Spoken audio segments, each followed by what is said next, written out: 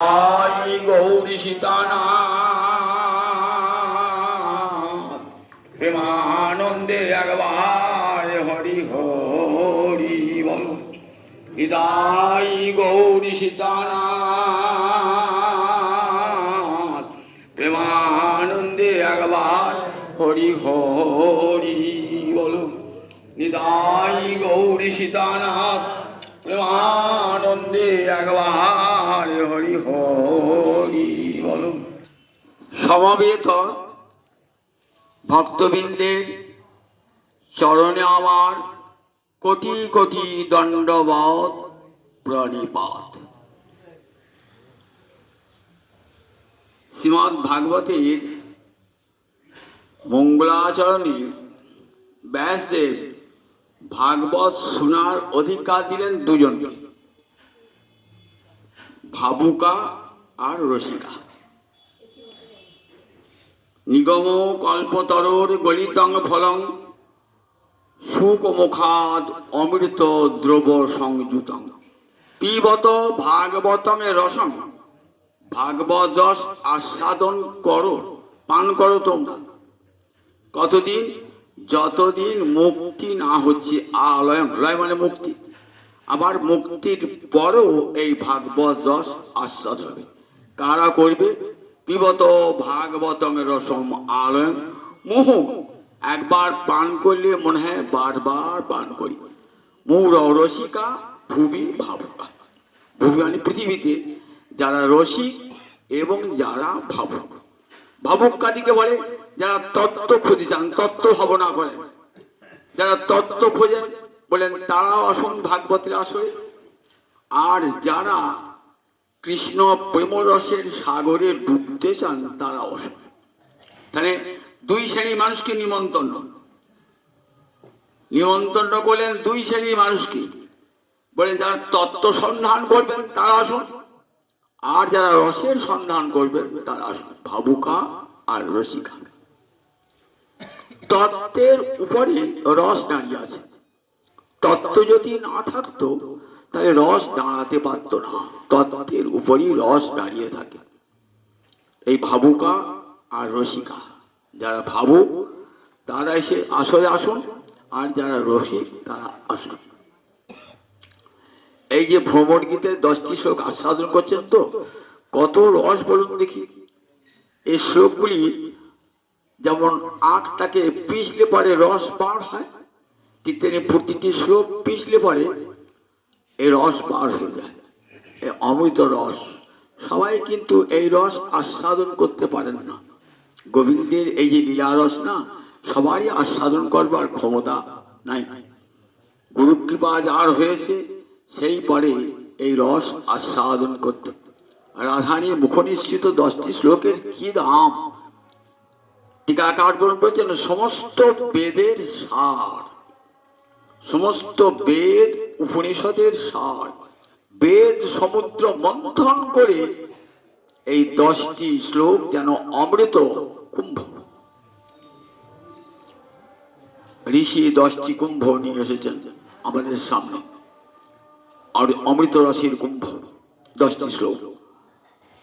রাধানী ব্যাজস্তুতিতে, ব্যাজস্তুতি অলঙ্কারে শ্রীকৃষ্ণের নিন্দা করছেন। একদিনই বলেছি কাকে ব্যাজস্তুতি অলঙ্কার বলে, যেখানে মনে হচ্ছে যেন আপাত দৃষ্টিতে মনে হচ্ছে নিন্দা করছে, কিন্তু সত্যিকারের প্রশংসা। যা ঋষিগণ বেদ মন্ত্রের দ্বারাও যে প্রশংসা করতে পারেন নাই, শত শত বেদ মন্ত্রের দ্বারাও যে প্রশংসা গোবিন্দকে করতে পারেন নাই, সেই প্রশংসাই 10টি শ্লোকে হয়েছে। রাধানী বলছেন, ঘোর বিয়োগে বিয়োগিনী রাধা রানী, মাথুর বিরহে বিরহিনী রাধানী।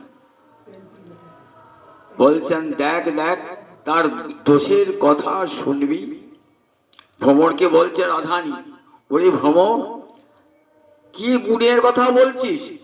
তার তো কোনো গুণই নাই, তার তো কোনো গুণই নাই, আবার তার কথার কোনো গুণ নাই।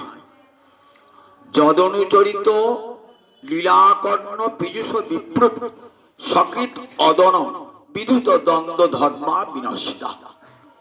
এই শ্লোকটি আগের দিন ব্যাখ্যা করতে গিয়ে মাঝ পথে হয়নি, ঘরটা পড়ে গিয়েছিল, আর হয়নি। যদ অনুচরিত লীলা কর্ণ পীযুষ বিপুরক।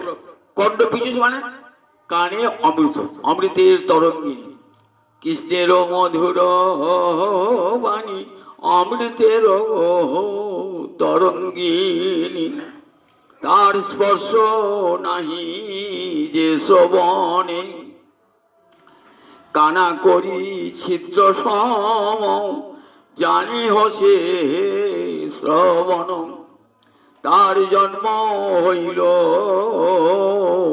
অকারণে। অমৃতের নদী বয়, যখন কৃষ্ণ কথা হয় না তখন অমৃতের তরঙ্গিনী প্রবাহিত হয়।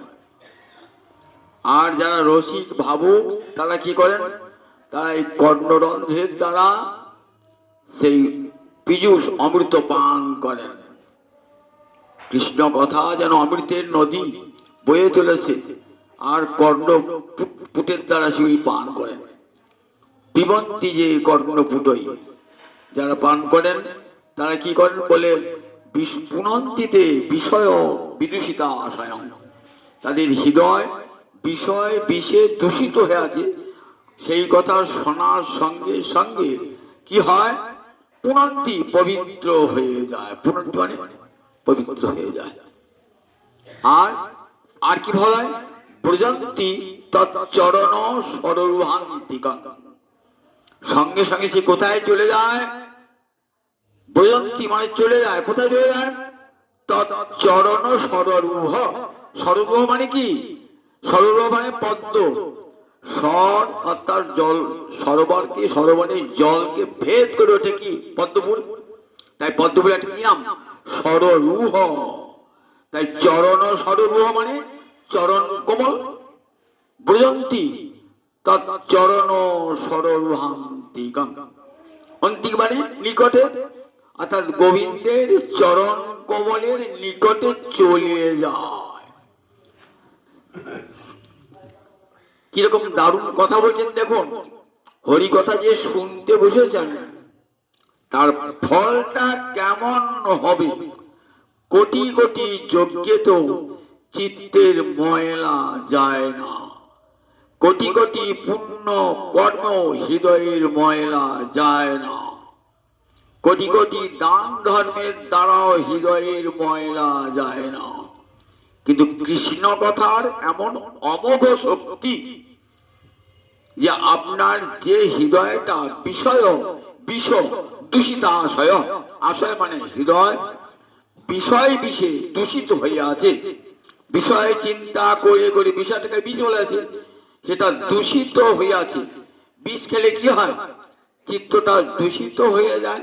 হাসপাতালে নিয়ে গেলে নল দিয়ে বিষটা বার করে দেবে, যতক্ষণ পর্যন্ত বিষটা থাকবে ছটফট ছটফট ছটফট করবে।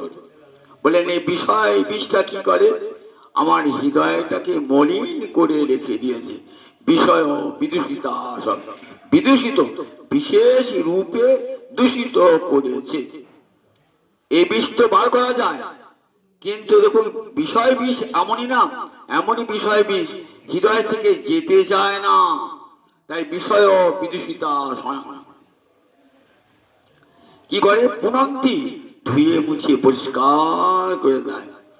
আর ব্রজন্তি তৎচরণ সররূহান্তিকা, আর সঙ্গে সঙ্গে গোবিন্দের চরণে এসে চলে যায়।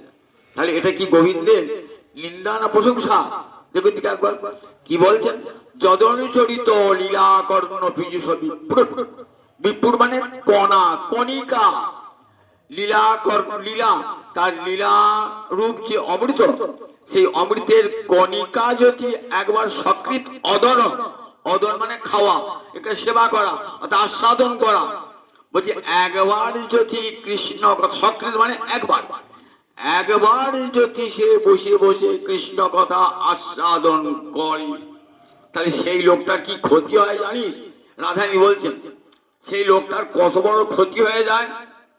যদি সে কান পেতে বসে বসে হরি কথা শোনে, তাহলে তার কি ক্ষতি হয়? বলে শুনবি, স্বামী যদি শোনে না আর স্ত্রীকে ভালোবাসতে পারে না। স্ত্রী যদি শোনে স্বামীকে ভালোবাসতে পারে না। ধনী যদি শোনে সে ধনকে ভালোবাসতে পারে না। ধার্মিক যদি শোনে ধর্মকে ভালোবাসতে পারে না। বন্ধু যদি শোনে তাহলে বন্ধুকে ভালোবাসতে পারে না। তাহলে বুঝুন কৃষ্ণ কথা কত ক্ষতি করে দেয়, কত ক্ষতি করে দেয়।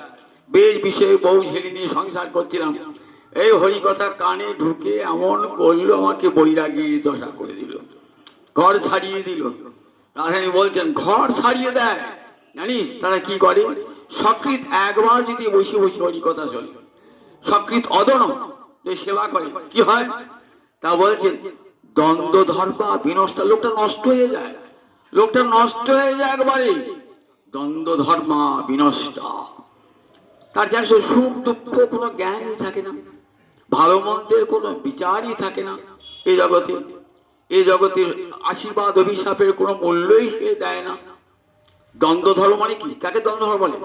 সুখ দুঃখ দুটোকে বিচার করা, ভালো মন্দ দুটোকে বিচার করা, আশীর্বাদ অভিশাপ দুটোকে বিচার করা, এই নামে দ্বন্দ্ব ধর্ম বলে। সেই লোকটার আর কিছুই বিচার বোধ থাকে না, ভালো মন্দ বিচার থাকে না।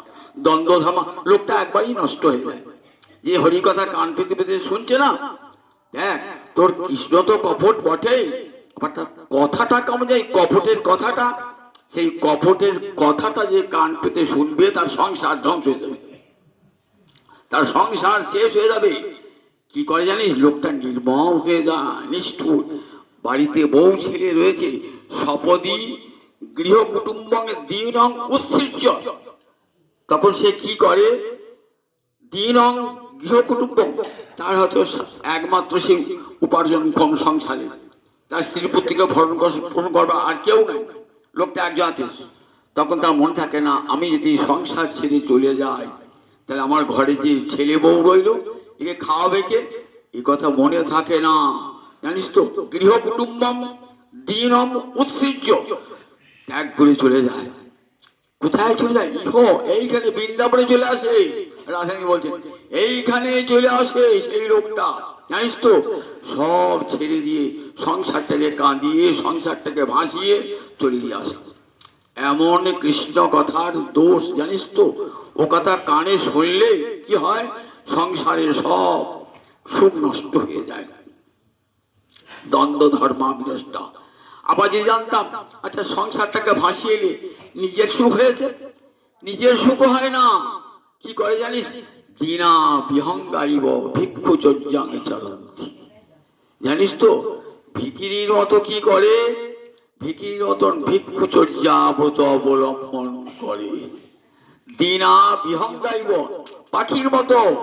পাখি যেমন ঠোঁটে করে একটু খাবার নিয়ে আসে না, তেমনি করে হাতে করে কি করে? কেউ কেউ যদি ঘোল মাঠা দেয় একটু খেলে, নয় খান না। মাধবেন্দ্র পুরী, ঈশ্বর পুরী সব দেখুন অযাচক, চাইবে না কোথাও। যদি আমি দেন আপনার ইচ্ছা হয় হাতটি পারবে, কোনো বাটিও নাই, ঝোলাও নাই, পুডলিও নাই, হাতে করে আপনি দেবেন ঘোল মাঠা যা দেবেন খাবেন। ভিক্ষু চর্চা কেমন? দীনা বিহঙ্গাইব, বিহঙ্গা পাখির মতন। বললেন তারা কি জানিস তো তারা পাখি হয়ে যায়? বলে হ্যাঁ। কিরকম জানো? তারা বড় বড় পাখি হয়, কি হয়? হংস, হংস হয় রে, বড় হংস হয়ে যায় তারা বৃন্দাবনে এসে। সংসারটাকে ভাসিয়ে দিয়ে এসে এখানে দিন ভাবে দীনা ভিক্ষুচর্যাম ইব চরন্তি, ভিক্ষুচর্যাং চরন্তি দিয়া বিহঙ্গাইব, দিন বিহঙ্গের ন্যায় ভিক্ষুচর্যা আচরণ করে।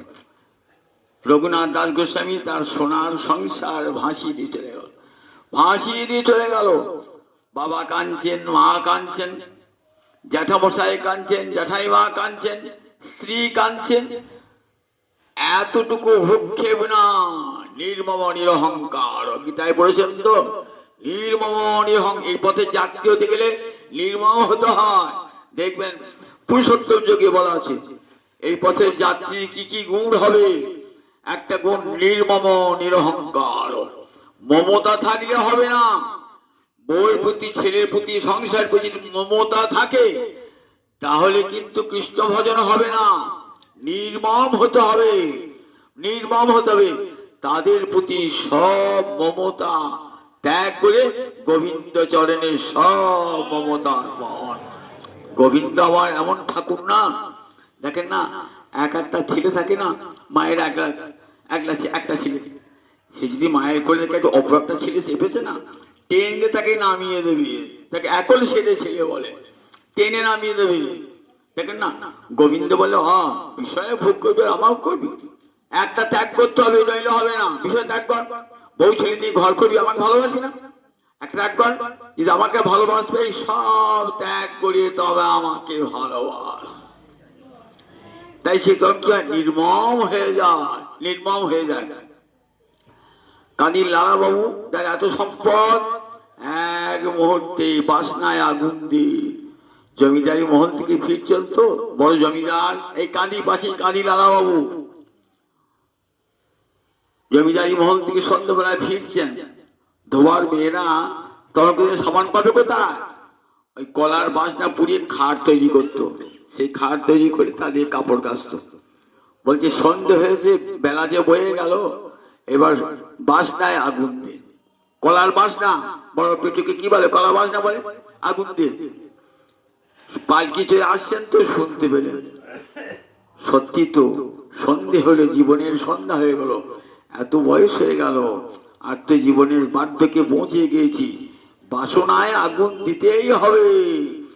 বাসনায় আগুন, শুনলেন বাসনায় আগুন, বলে আজই বাসনায় আগুন দো, আজই বাসনায় আগুন দিয়ে ছুড়লেন বৃন্দাবনের পথে নির্মম ভাবে। আর কোন মমতা নাই, জমিদারি সব যা কিছু সব বুঝিয়ে দিলেন, নিজের ছেলেকে নাতিকে সব বুঝিয়ে দিলেন। এইবার ছুটলেন কোথায়, বৃন্দাবনের পথে। ওই দেখুন ভিক্ষু চর্যাং চরন্তি, রাজার ছেলে বৃন্দাবনের পথে পথে, যাও ভিক্ষা করো গা, মাদুকরি করো গা, তবে দীক্ষা দেবো। মাদুকরি করে কি অন্তরে অহংকারটা দূর হবে। ভিক্ষা কে চায় কি, তাকে লোকে ভিখিরি বলবে, যতক্ষণ ভিক্ষা না করবে ততক্ষণ অন্তরে অহংকার যাবে না, যাও মাদুকরি করো গা। মাদুকরি করছেন, তখন অন্তরে অভিমান আছে, শত্রুর বাড়ি যাব না, একটা শত্রু আছে বৃন্দাবনে, কি আছে, জগৎ শেঠ আছে, দেখেছেন তো বৃন্দাবনে জগৎ শেঠের বিরাট বাড়ি, জগৎ শেঠ আছে, ওর বাড়ি আমি মরে গেলেও ভিক্ষা চাইব না। সব বাড়ি ভরেছেন বৃন্দাবনে, ওই বাড়িতে যায় না। গুরুদেব বলে যাও যাও, এখনো হয় না, তো যাও, এখনো হবে না, দিন এখনো হবে না, এখনো হবে না, আমি ভিক্ষা করছি, আমার রাজ পোশাক ছেড়ে দিয়েছি, পথে পথে ঘুরে বেড়াচ্ছি, এখনো দীক্ষা হবে না, তাহলে কোথায় ত্রুটি, কোথায় ত্রুটি। গুরু কৃপা কেমন দেখুন, ঠিক মনে পড়ে গেল যে এক জায়গায় যাই নাই, এখনো অভিমানটা ত্যাগ করতে পারি নাই, রাজ অভিমান ত্যাগ করতে পারি নাই। এবার জগৎ শেঠের দুয়ারে গেটে আছেন, হরে কৃষ্ণ রাধে শ্যাম বলে। জগৎ শেঠের মেয়ে দোতলা থেকে দেখি, বারান্দা থেকে, বাবা দেখো দেখো আজকে এসে দেখো, এসে দেখো, ছুটে গিয়ে দেখছি আমার চিরকালের শত্রু আজ এসে দাঁড়িয়েছে, বলছেন রাধে শ্যাম, এসো বন্ধু, এতদিন তো হারাতে পারো নাই, আজ তুমি আমাকে হারিয়ে দিয়েছো, বলো কি চাও। বলে এক টুকরো রুটি। কেন এক টুকরো রুটি, কেন, আমি দেখো এক বস্তা আটা দিচ্ছি, এই নাও, এক টিন ঘি দিচ্ছি না। বল না না, তোমার বস্তা বস্তা আটা নেবার জন্যে আর ঘি নেবার জন্য আসি না, এক টুকরো রুটি পেলেই হবে। এইবার গুরুদেব গেল, গুরুদেব দীক্ষা। দেখেছেন ভিক্ষু চর্যাং চরন্তি, রূপ সনাতন, দেখুন তাদের সোনার সংসার ভাসি দেখলেন, তাদের সন্তান ছিল, ঘরে রূপসী পত্নী ছিল, অর্থ সব ছিল, কিন্তু কি করে প্রতাপ এক মুহূর্তে পরিত্যাগ হয়ে নির্মম হয়ে গেলেন। একবার পিছন ফিরে তাকালেন না, একবার পিছন করি যে বউ ছেলে রইল তাদেরকে একবার তাকালেন না পর্যন্ত, ছুটে চলে গেলেন বৃন্দাবন থেকে। লোকনাথ গোস্বামী প্রভু, ভূগর্ভ গোস্বামী প্রভু সব দেখুন, বৃন্দাবনের শ্রীজীব গোস্বামী প্রভু সব ছুটছেন বৃন্দাবনের রাজার ছেলে, রূপ সনাতন শ্রীজীব জানান তো, কর্ণাটকের রাজবংশের সন্তানেরা, রঘুনাথ দাস গোস্বামী রাজার ছেলে, নর্তন ঠাকুর রাজার ছেলে, কিন্তু সর্বস্ব পরিত্যাগ করে বৃন্দাবনে গিয়ে দীনা বিহঙ্গাইব ভিক্ষু চর্যাং চরন্তি। তাই কৃষ্ণ কথা, তোর বন্ধুর কথা জানিস তো, ও সর্বনেশে কথা, ও ও কথা কান দিয়ে শুনতে না, জানিস তো? আর শুনে এসে ওই কান দিয়ে এ কান দিয়ে শুনবি, ও কান দিয়ে বার করে দিবি, নইলে ঘরে থাকতে পারবি না। ওই কথা যদি থাকে না, ঘরে থাকতে পারবি না। কি করবে? নির্মম করে দেয়, নষ্ট হয়ে যায় লোকটা। যে কৃষ্ণ কথা শোনে না, দ্বন্দ্ব ধর্মা বিনষ্ট। নিন্দা করছেন তো, কিন্তু কত বড় প্রশংসা এটা বল দেখুন। কোন যাগযজ্ঞের এমন ক্ষমতা আছে? কোন দান ধর্মের এমন কোন ক্ষমতা আছে যে তাকে বৃন্দাবনে নিয়ে গিয়ে বৈরাগ্যের ভূত অবলম্বন করিয়ে কৃষ্ণ কৃপার ভিখারি করতে পারে? আছে এমন? পৃথিবীতে এমন কোন শক্তি আছে? কিন্তু কৃষ্ণ কথার এমন অপূর্ব মহিমা। গীতা তো পড়েন আমরা, গীতায় ভগবান কি বলছেন দেখো, জন্ম কর্ম চ মে দিব্যং এবং যো ব্যক্তি তত্ত্বত তত্ত্বা দেহং পুনর্জন্ম নৈতি মাম এতি সো অর্জুন। আমার জন্ম কর্মের কথা যে জানে বা যে শোনে, তার ফলটা কি হয়? তার ফলটা কি হয়? বলেন, আমার জন্ম কর্মের কথা শুনলে কি হয়? জন্ম কর্ম চমে দিব্যং যো ব্যক্তি তত্ত্বত তত্ত্ব, দেহটা ত্যাগ হয়ে যায় তার। আর কোথায় যায় সে? আমার কাছে। মামে, আর এখানে থাকতে দেয় না তাকে, একবারে কাছে নিয়ে যান ভগবান। আর মায়ের পেটে আসতে হবে না তাকে। তত্ত্ব দেহং পুনর্জন্ম নৈতি, আর সে পুনর্জন্ম প্রাপ্ত হয় না। তাহলে লোকটা যায় কোথায়? বলে আমার কাছে চলে আসে। সে লোকটা যে হরি কথা শোনে, সে আমার কাছেই চলে আসে। আমার কথা যে জানে, সে আমার কাছেই চলে আসে। দেখুন গীতাতে পড়েছে হরি কথার কেমন মহিমা। আমি যাগ যজ্ঞ ধর্ম কর্ম করলেন, তাতে গোবিন্দের কাছে, গোবিন্দ চরণে যাওয়া যায়? কোথাও দেখা যায়? কোথাও বেদ বলেন নাই যে যাগ যজ্ঞ করে গোবিন্দের কাছে যাওয়া যায়। স্বর্গ পাওয়া যায়। স্বর্গ তো এই মর্তের মতনই, আর একটু উঁচু জায়গায়। আপনি মাটি ঘরে থাকছিলেন, দালান কোথায় থাকলেন, স্বর্গ মানে তাই তো। আপনি পাড়া গায়ে মাটির ঘরে আছেন, শহরে এসে বড় দালান বাড়িতে আসেন, স্বর্গ তাই। এই মর্ত থেকে একটু উঁচু, সেখানে কি ভোগ বিলাসটা বেশি। বড় লোকের বাড়িতে যাবে থাকলে যেমন ভোগ বিলাস হয়, সেই রকম। কিন্তু সেখান থেকে আমরা মৃত্যু ভয় আদি সব থাকবে, কিন্তু সব রোগ শোক মৃত্যু ভয় সব সেখানে থাকবে। আবার সেখান থেকে কি হবে? যে পুণ্য ক্ষয় হয়ে যাবে, আবার নেমে আসতে হবে। গোবিন্দের কাছে যাওয়া যায় না। কোথাও বেদ মাতা বলেন নাই যে যজ্ঞ করলে গোবিন্দের কাছে যাওয়া যায়, কিন্তু হরি কথার যজ্ঞ করলে গোবিন্দের কাছে যাওয়া যায়। গীতা উচ্চ কণ্ঠে শোনালেন, উচ্চ কণ্ঠে শোনালেন। বলে বসে বসে হরি কথার মতো যজ্ঞ আর নাই। বসে বসে কানটি পেতে দিয়ে হরি কথা শোনো, তাহলে গোবিন্দের কাছে পৌঁছে যাবে। বলে বিপুল কণিকা, এক কণিকা যদি কেউ শ্রবণ করে সকৃত, একবার শুনলে পারে। একবার শুনলে হরি কথা একবার যদি কানে ঢোকে না, তাহলে নষ্ট হয় না। জগতের সব কথা নষ্ট হয়ে যায়।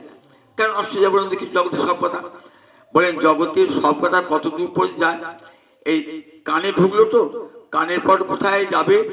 বলে কর্মে ইন্দ্রিয়ে ঢুকলো, ইন্দ্রিয় থেকে মনে যাবে, মন থেকে বুদ্ধি। এর বিষয় যাবে না, এর বিষয় যাবে না, এই বলছে। তাহলে মন বুদ্ধি ইন্দ্রিয় তো নষ্ট হয়ে যায়, কিন্তু নষ্ট হয় না আত্মা, তো নষ্ট হয় না। গীতায় পড়েছেন তো আত্মা। তাহলে হরি কথা কোথায় যায়? আত্মা পর্যন্ত হরি কথায় চলে গেল। তাহলে সেটা নষ্ট হবে? যে হরি কথা আত্মাকে স্পর্শ করলো, তার বিনাশ আছে নাকি? তার বিনাশ নাই। কিরকম? ধরুন আপনার হাতে হীরের আংটি আছে তো, তা হীরের আংটিটা আলগা হয়ে গেছে, পড়তে পড়তে পড়তে আলগা হয়ে গেছে। আমি বাড়ির ডাস্টবিনে বাড়ির ময়লাগুলো ফেলে যাচ্ছে তো, ও কোন ফাঁকে আমরা হাত থেকে হীরের আংটিটা পড়ে গেছে। আপনি খুঁজে পাচ্ছেন না, কোথায় গেল হীরের আংটিটা? দিয়ে ডাস্টবিনে খোঁজাখুঁজি করছেন, পাচ্ছেন না। এত ময়লার মধ্যে খুঁজে পাওয়া মুশকিল তো। কতজন ময়লা ফেলেছেন, পাবলিক করে। প্রতিবেশী বলছে কি খুঁজছেন গো? আমার হীরের আংটিটা খুঁজছি, কোথায় চলে গেছে ময়লার মধ্যে। বলে চিন্তা করেন না, পেয়ে যাবেন। কি পাবো? কারণ বর্ষাকাল আসুক, জলে ধুয়ে ধুয়ে ধুয়ে ধুয়ে যখন সব ময়লা চলে যাবে না, তখন দেখবেন হীরের আংটিটা চিক চিক চিক চিক চিক চিক করছে, তখন পেয়ে যাবে। বলে আমাদের তখন হৃদয়ের কত ময়লা তো জমা পড়ছে, আজকাল পরশু পরের পর দিন কত কথা শুনছি, এই হৃদয় ডাস্টবিনে কত ময়লা আউট হচ্ছে। তার মাঝে হীরের আংটি একটা গোবিন্দ কথা শুনেছি গৌরাঙ্গ বাড়িতে, সেটা আছে, নষ্ট হবে না, হবে না বলে দেখো ওটা ঠিক একদিন ধুয়ে দিয়ে যখন ওই চলে যাবে না, ওই ময়লাগুলো চলে যাবে না, দেখবেন হরিকথা চিকচিক চিকচিক করতে হয়ে হিরের আংটির মতন কখনো বিনষ্ট হয় না হরিকথা। কারণ সেটা আত্মাকে স্পর্শ করেছে বলে, দেহ মন বুদ্ধি ছাড়িয়ে আত্মাকে স্পর্শ করেছে, তাই সে কথার বিনাশ নাই। হরিকথা চিন্ময় তো, আত্মাকে স্পর্শ হলো কেন? অন্য কথা আত্মাকে স্পর্শ করতে পারে না কেন? বলেন আত্মা চিন্ময়, হরিকথা চিন্ময়, দুটো সমান জাতীয় না হলে একে অপর গ্রহণ করতে পারে? পশুর খাদ্য মানুষ খায়, মানুষের খাদ্য মানুষ খায়, তেমনি আত্মার খাদ্য হরিকথা, সে অন্য খাদ্য খাবে না। আপনি যদি গরু খাবার সামনে আমি গায় আপনি খাবেন? আপনি কুকুরের খাবার যদি আপনার সামনে খেতে পারবেন? আমি মানুষের খাদ্য খান। ঠিক তেমনি দেহ খায় দেহের খাদ্য, আত্মা খায় আত্মার খাদ্য।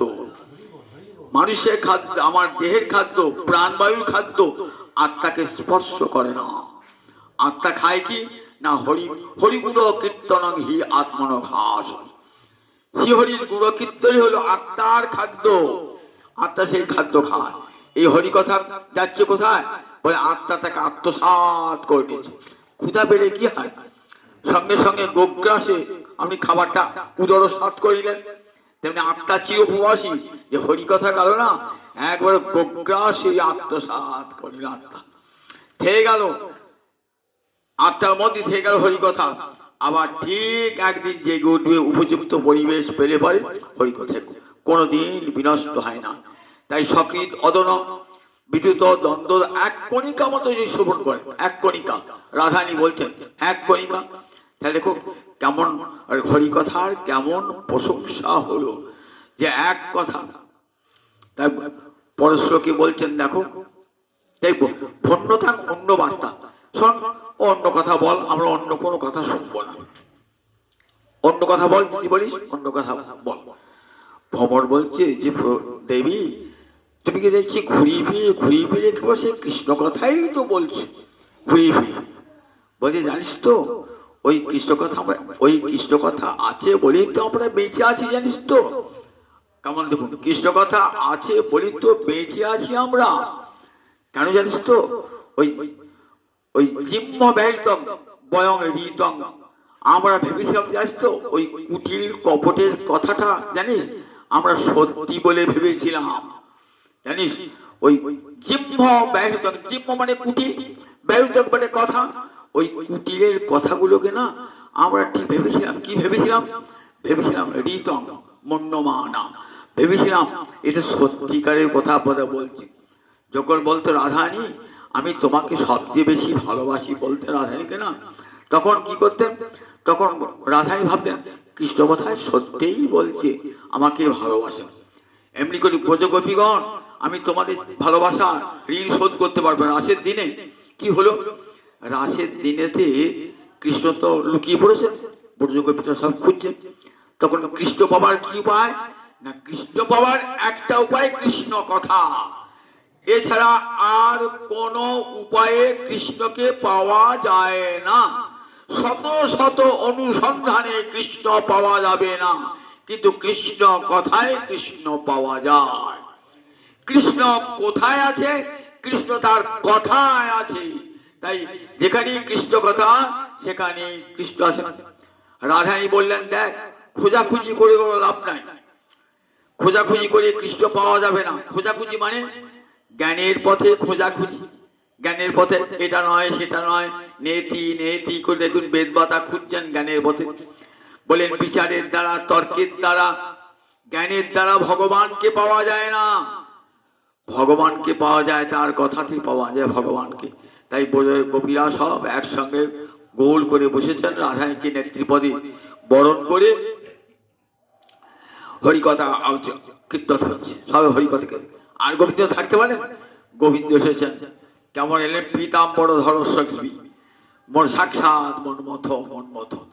ভগবানের স্বয়মান মুখাম্বুজ, মুখে মৃদু হাসি নিয়ে যেন আমি এই রহস্যের ক্ষেত্রে জয়লাভ প্রেমের খেলায় আমি জয়ী হয়েছি, তাই হাসি হাসি গোপীরা তোমরা হেরে গিয়েছো, আমি জিতেছি, দেখো তোমাদের কাঁদিয়ে ছেড়েছি। এটি ভাবনা গোবিন্দের। এসেছেন কেমন পীতাম্বর ধর শ্রগ্বী সাক্ষাৎ মন্মথ এলেন। গোপীরা তখন বসিয়ে বলছেন, আচ্ছা বলো তো, জগতে এক শ্রেণী মানুষ ভালোবাসলে ভালোবাসে, আর এক শ্রেণী মানুষ আছে ভালো না বাসলেও ভালোবাসে, আর এক শ্রেণী মানুষ আছে ভালোবাসলেও বাসে না, ভালো না বাসলেও বাসে না। এমন প্যাস করে প্রশ্নটি করেছেন না, যাতে গোবিন্দ কেন যে তাদের কাঁদিয়েছেন উত্তরটা দিতে বাধ্য হয়। তখন বলছেন, দেখো, ভালোবাসলে ভালোবাসে যারা না, তারা সব স্বার্থপর। আমাকে ভালোবাসো, বিনিময়ে তোমাকে ভালোবাসো, স্বার্থপর, এতে কোনো ধর্ম নেই। আর ভালো না বাসলেও ভালোবাসে কারা? জগতের পিতা মাতা। সন্তান ভালো না বাসলেও বাবা মা ছেলেকে ভালোবাসে, পিতা মাতা। আর কারা?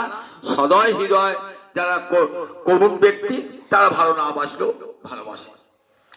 আর এক শ্রেণী মানুষ আছে ভালোবাসলেও বাসে না, ভালো না বাসলেও বাসে না। তারা কারা? তা বললেন আত্মারামা, আধ্যাত্ম কামা, অকৃতজ্ঞা, গুরুদ্রোহ। যারা আত্মারাম, তারা ভালো না বাসলেও ভালোবাসে না, ভালোবাসলেও ভালোবাসে না, কারণ তাদের জগতে কোনো কিছু প্রয়োজন নাই। আত্মকাম, তারাও ভালোবাসলেও বাসে না, না বাসলেও বাসে না। আর যারা অকৃতজ্ঞ, তারা ভালোবাসলেও ভালোবাসে না, ভালো না বাসলেও ভালোবাসে না। আর গুরুদ্রোহ, আর যারা গুরুদ্রোহী, অর্থাৎ অকৃতজ্ঞ তবু পদে আছে, কিন্তু গুরুদ্রোহী, আপনি উপকার করেছেন, আপনার অপকার করছে, তাকে কি বলে? গুরুদ্রোহী। গোপীরা সব চোখ ঠানাঠানি করছে, আমাকে কি বলছে, গুরুদ্রোহী পর্যায়ে ফেলছো? ভালোবেসেছে গোপীরা, আর তুমি তাকে কাঁদিয়েছ, তাহলে তো উপকারটা স্বীকার করো নাই, উপরন্তু তাদের ক্ষতি করেছো, তাহলে গুরুদ্রোহ।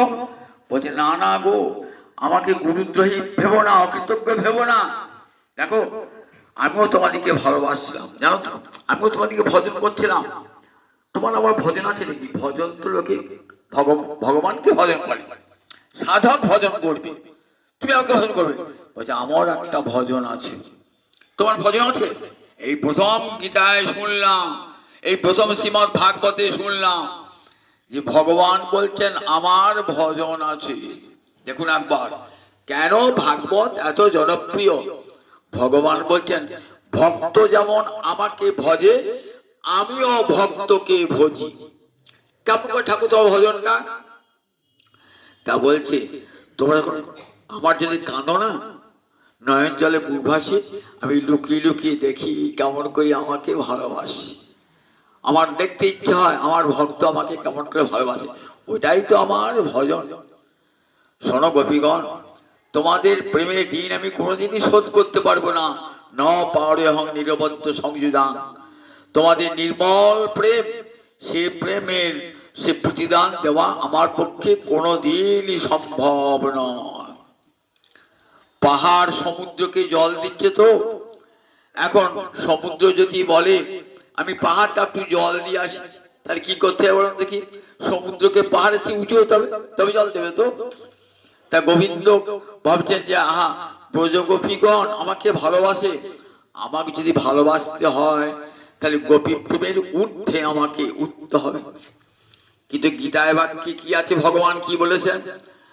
যে যথামাং প্রপদ্যন্তে তাং তথৈব ভজাম্যহম। যে আমাকে যেমন করে ভজনা করে, আমি তাকে তেমনি করি ভজনা করি। তা গোপীরা সর্বস্ব ত্যাগ করে গোবিন্দকে ভজনা করেছেন, তাহলে গোবিন্দের উচিত কি? সর্বস্ব ত্যাগ করে গোপীকে ভজনা করা। কোনদিন তা গোবিন্দের পক্ষে সম্ভব হবে না। গোবিন্দের কোটি কোটি ভক্ত, প্রহ্লাদ ডাকছে, ধ্রুব ডাকছে, অম্বরীশ ডাকছে, নারদ ডাকছে, কোটি কোটি ভক্ত ডাকছে, সবাই কিন্তু ভালোবাসতে হয়। তাহলে সব ভক্তকে ছেড়ে দিয়ে, মাতা পিতা সবাইকে ছেড়ে দিয়ে গোবিন্দকে গোপীগণ কি ভালোবাসতে হয়? গোবিন্দ তা কোনোদিনই পারবেন না, সম্ভব হবেন না। তাই তোমাদের প্রেমের অনুরূপ আমি ভালোবাসতে পারলাম না।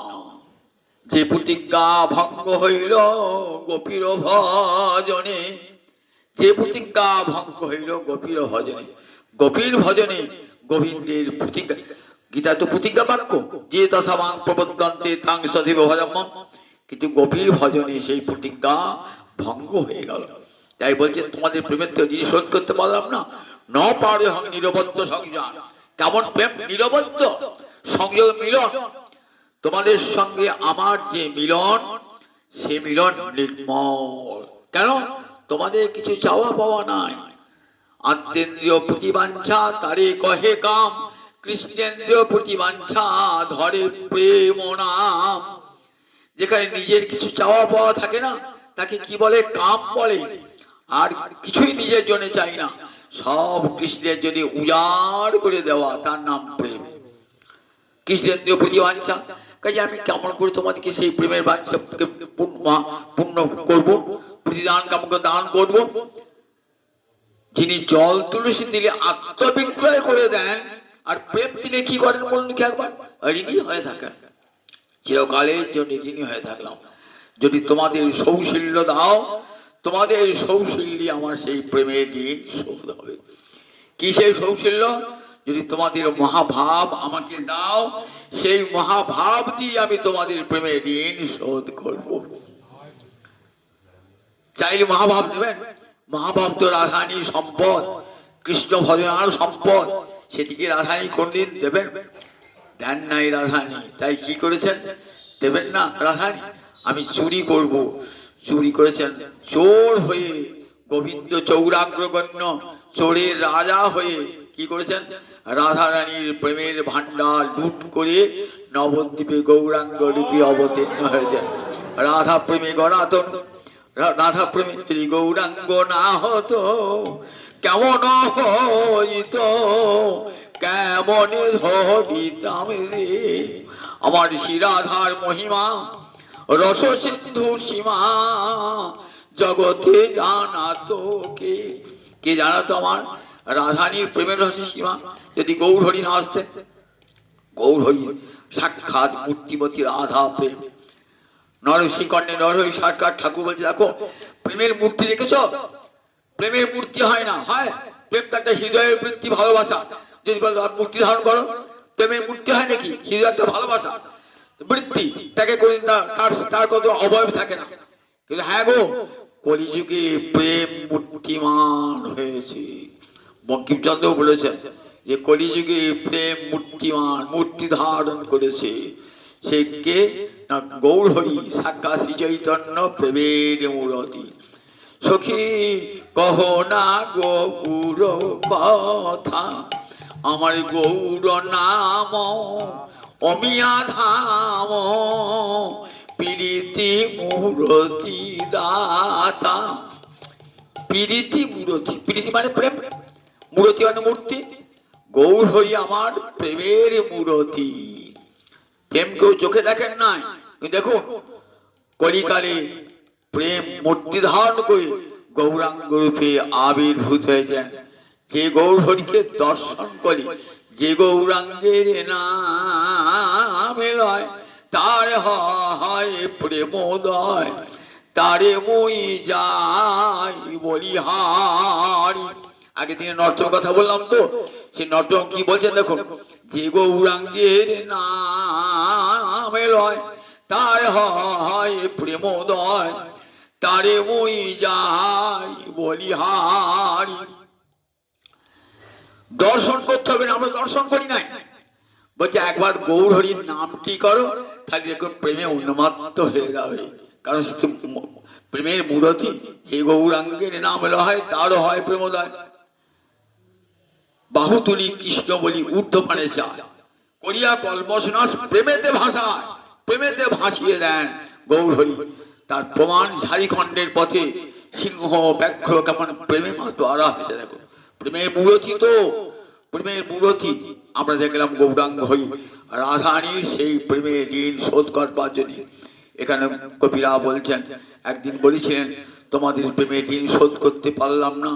আমরা সেই তার কথায় জিহ্ব ব্যহিতম, আমরা বিশ্বাস করেছিলাম তার কথাতে, আর বিশ্বাস করি আজ দেখ আমরা নিঃস্ব হয়েছি। আজ আমরা কেমন কাঁদছি, তার বিরহে কাঁদছি। আবার 8টা বেজে গেছে, ঘন্টা পড়ে যাবে। এবার আবার আগামী দিন আলোচনা করবো। জানি তাই, জানি তাই, জানি তাই। রাধে গোবিন্দ রাধে গোবিন্দ